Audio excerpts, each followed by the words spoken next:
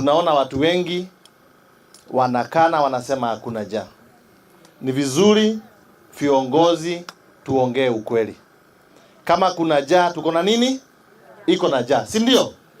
Kama kuna maradhi, kuko na maradhi. Njaa haijui Mumasai, haijui Mukalenjin, haijui Mjaluo, haijui Mluhya, haijui Mkisii, ama inajua?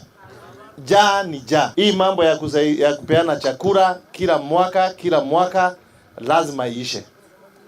Tuangalie vile wananchi wanaweza kuwa empowered.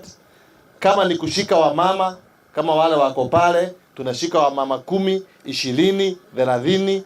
Tuanze mradi hata kama ni ya kufunga kuku ama kama ni ya kulima, ndio kesho mwaka ijao hatutakuwa hapa kuomba chakula. Nitaweza kusisitiza kwamba msaada unapoletwa, tafadhali wacha isaidie watu ambao wameletewa chakula hiyo.